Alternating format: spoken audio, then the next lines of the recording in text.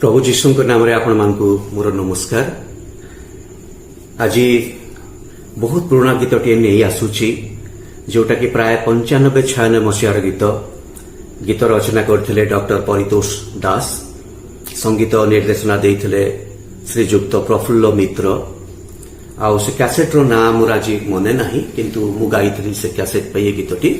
आ गीतटी गाइबार उद्देश्य हला प्राय से बोधे 96 मसीहारे मो मांकर जेतेबेले कैंसर डिटेक्ट होइतला आ से कटक जाइथिले ऑपरेशन पाई। जेतेबेले से ऑपरेशन थिएटर को जाउथिले एवं तांकर ऑपरेशन बेड रे मध्य थिले से गीतटी गुणगुण होउथिले गाउथिले मने मने।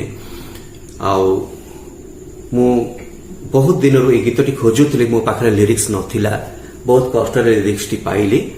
आ मा तो आज आम पाखरे नाहांती ए जगत छाड़ी चली जाइछंती किंतु तांको उद्देश्य रे गीतटी मु गाउछि आपण माने सुनंतु।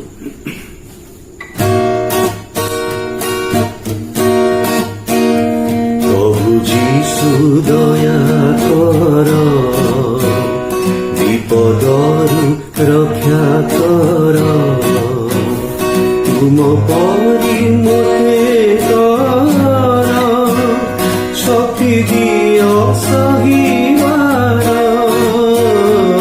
प्रभु जीशु दया कर विपदरु रक्षा कर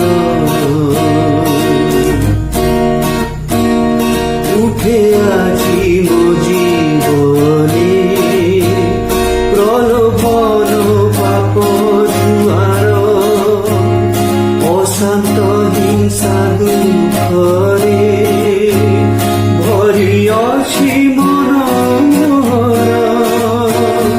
উঠে আজি মো জীবনে প্রলোভন পাপ জুয়ার অশান্ত হিংসা দুঃখরে ভরি অছি মন মোর।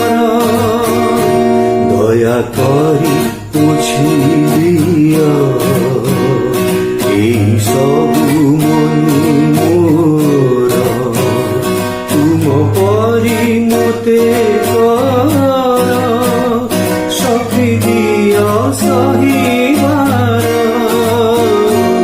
प्रभु जीशु दया कर विपदरु रक्षा कर। अंतरे आसे क्रोध झड़ उठे सत मिछर लुचि थाए काम पाप सागर से तो गभीर।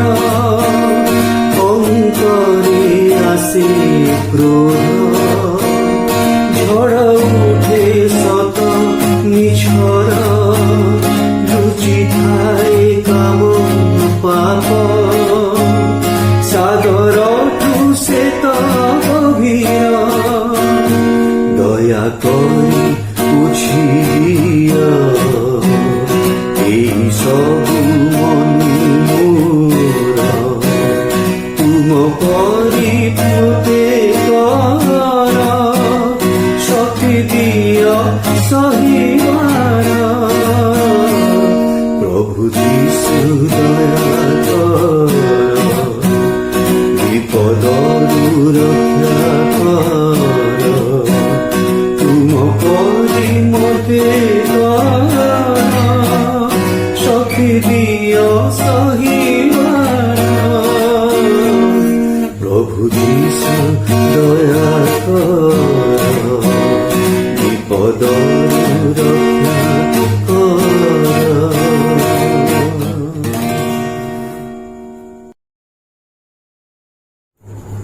এই কবিতাটির শীর্ষক ভাবান্তর। সেদিন মু আসিଥିଲି ମୋ ଯୋଜନା ଅନୁସାରେ ତୁମ ସହ ସାକ୍ଷାତ କରିବାକୁ ଏକ ମହତ୍ ଉଦ୍ଦେଶ୍ୟ ନେଇ। ଖଡ଼ଗପୁରର ତୁମ ଖୋକାଦାଦାଙ୍କ ପରିବାରର ସଦସ୍ୟ ବୋଲି ଜାଣି ଆନନ୍ଦ ଉଛୁଳି ପଡ଼ିଥିଲା ତୁମ ମୁହଁରେ।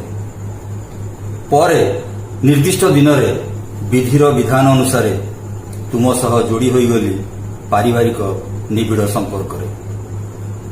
ନାତୁଣୀ ବୋହୂକୁ ପାଇ ତୁମ ପାଦ ତଳେ ଲାଗୁନଥିଲା ସେଦିନ। ପ୍ରଶଂସାରେ ପଞ୍ଚମୁଖ ହୋଇଯାଇଥିଲ ତୁମେ। ମୋ ନାତୁଣୀ ବୋହୂ ଭାରି ଭଲ, ସଗର୍ବେ ଘୋଷଣା କରିଥିଲ ସର୍ବଜନ ସମକ୍ଷରେ। ମଣିଷର ଆୟୁଷ 70 ବର୍ଷ ଅବା ବଳ ସକାଶୁ 80 ବର୍ଷ, କିନ୍ତୁ ବୟସର ସୀମାରେଖା ଡେଇଁ ଆଉ ଏକ ଦଶନ୍ଧି ପାର ହୋଇଯାଇଥିଲ ତୁମେ।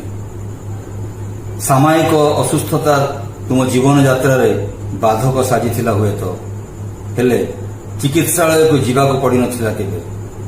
କିନ୍ତୁ ଆଉ ଦିନେ ଅସୁସ୍ଥ ହୋଇ ଚିକିତ୍ସାଳୟକୁ ଗଲ, ଆଉ କିଛି ଦିନ ପରେ ଫେରିଆସିଲ ନିଜ ଘରକୁ। ଅନ୍ୟ ସମୟରେ ତୁମ ଅସୁସ୍ଥତା କେବେ ମୋତେ ଟାଣି ଆଣିନି ତୁମ ପାଖକୁ, କିନ୍ତୁ ଏଥର କ'ଣ ହେଲା କେଜାଣି ସତେ ଅବା ଆକର୍ଷିତ ହୋଇ ଯନ୍ତ୍ରବତ୍ ମୁଁ ଚାଲି ଆସିଲି ବସିବା ସ୍ଥାନରୁ ଉଠି। ମୁହଁରୁ ଅସୁସ୍ଥତାର ଆବରଣ ଦୂର କରି ତୁମ ଉଲ୍ଲସିତ ହୃଦୟରୁ ବାହାରି ଆସିଲା ପଦେ ଆଶୀର୍ବଚନ, ଯାହା ଭିଜେଇ ଦେଲା ମୋ ଅନ୍ତର। ପୂର୍ବଥର ଭଳି ଏଥର ବି ମୁଁ ଆସିଥିଲି ତୁମ ଖବରାଖବର ବୁଝି ଫେରିଯିବା ପାଇଁ। କିନ୍ତୁ ମୁଁ କ'ଣ ଜାଣିଥିଲି ଯେ ତୁମେ ମୋ ପାଦରେ ବେଡ଼ି ଲଗେଇ ଅଟକାଇ ରଖିବ ବୋଲି? ଆଜି ମୋ ମନରେ ସୃଷ୍ଟି ହୋଇଛି ଭାବାନ୍ତର। ସେଦିନ ମୁଁ ଆସିଥିଲି ତୁମ ସହ ସମ୍ପର୍କରେ ଯୋଡ଼ି ହୋଇଯିବାକୁ, ଅଥଚ ତୁମେ ମୋ ସହ ଯୋଡ଼ି ହୋଇଯିବା ସମ୍ପର୍କକୁ ଛିନ୍ନ କରି ଆଜି ଅଫେରା ପଥର ପଥିକ ହୋଇଗଲ। କାହାକୁ କିଛି ନ ଜଣାଇ ତୁମେ ପ୍ରସ୍ତୁତ କରିସାରିଥିଲ ତୁମ ଯୋଜନାର ନୀଳଚିତ୍ର। କେତେ ସୂକ୍ଷ୍ମାତି ସୂକ୍ଷ୍ମ ଭାବରେ ପ୍ରସ୍ତୁତ କରିଥିଲ ସତେ, କାହାକୁ ଛାଡ଼ିଲ ନାହିଁ। ଅବୋଧ ଶିଶୁଠାରୁ ଆରମ୍ଭ କରି ତକୋକେଶ ବୃଦ୍ଧ ପର୍ଯ୍ୟନ୍ତ ସମସ୍ତଙ୍କୁ ଦୂରଦୂରାନ୍ତରୁ ଟାଣି ଆଣିଲ ତୁମ ପାଖକୁ। ତୁମ ପ୍ରିୟ ଗୀତ ସବୁ ଗାଇଲ, କେତେ ବିନମ୍ର ଭାବରେ ସ୍ୱୀକାର କଲ ସାରା ଜୀବନର ପାପ ସବୁ। ନିବେଦନ କଲ ସେ ସବୁର କ୍ଷମା ପ୍ରାପ୍ତି ନିମନ୍ତେ, ଆଉ ପୁଣି ପ୍ରାର୍ଥନା କଲ ତୁମକୁ ତାଙ୍କ ଚରଣ ତଳକୁ ନେଇଯିବା ପାଇଁ। ସାରା ଜୀବନର ସଞ୍ଚିତ ସବୁତକ ଆଶୀର୍ବାଦ ଢାଳି ଦେଇ ଶୂନ୍ୟ ହସ୍ତରେ ଚାଲିଗଲ ତୁମ ଇପ୍ସିତ ରାଜ ଉଆସକୁ। ବିଚରଣ କରିବାକୁ ସୁବାସିତ ପୁଷ୍ପ ଉଦ୍ୟାନରେ ଆଉ ସମସ୍ତଙ୍କ ପାଇଁ ଛାଡ଼ିଗଲ ଅସଂଖ୍ୟ ସ୍ମୃତି ସବୁକୁ ପାଥେୟ କରି ଜୀଇବାକୁ ଜୀବନର ଶେଷ ସନ୍ଧ୍ୟା ଯାଏ। ବହୁତ ବହୁତ ଧନ୍ୟବାଦ ଭାଇ ଆପଣଙ୍କୁ। ଆଉ ଭାଇ ଆମର ବାଲେଶ୍ୱରରେ ରହନ୍ତି, ତିୱାରୀ ଭାଇ ଆପଣମାନେ ଜାଣିଥିବେ। ଆଉ ଚନ୍ଦନ ଲାଲ ତିୱାରୀ ତାଙ୍କ ନାଁ। ଆଉ ସେ ଜଣେ ଗୀତିକାର ମଧ୍ୟ, ଅନେକ କବିତା ମଧ୍ୟ ଲେଖନ୍ତି, ଅନେକ ବହି ତାଙ୍କର ଛପା ହୁଏ।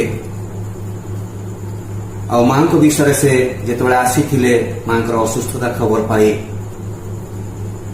ମାଙ୍କୁ ତାଙ୍କର ଅସୁସ୍ଥ ଅବସ୍ଥାରେ ଛାଡ଼ି ଚାଲିଯିବାକୁ ମଧ୍ୟ ତାଙ୍କର ମନ ହେଲା ନାହିଁ। କେଜାଣି ପ୍ରଭୁଙ୍କର ଅନୁଗ୍ରହ ଇଚ୍ଛା କ'ଣ ଥିଲା ତାଙ୍କ ପାଇଁ।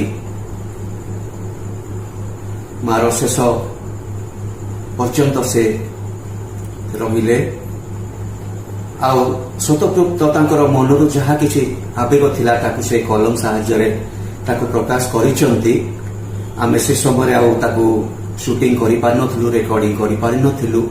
ଆଜି ସୁଯୋଗ ହେଇଛି, ଭାଇ ଆସିଛନ୍ତି, ତେଣୁ ଭାଇଙ୍କୁ କହିଥିଲି ମୁଁ ଆମେ ତାକୁ କୌଣସି ପ୍ରକାର ଲୋକଙ୍କୁ ଜଣାଇବା ଆପଣଙ୍କର ଯେଉଁ ମନର ଭାଷା ସବୁ ଥିଲା।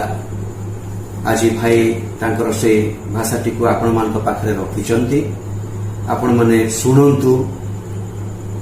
ଆଉ ୟୁଟ୍ୟୁବ ମାଧ୍ୟମରେ ଆପଣମାନଙ୍କର ମତାମତଟି ଦେବେ। ଆଜି ପାଇଁ ରହୁଛୁ, ଆପଣମାନଙ୍କୁ ଧନ୍ୟବାଦ, ନମସ୍କାର।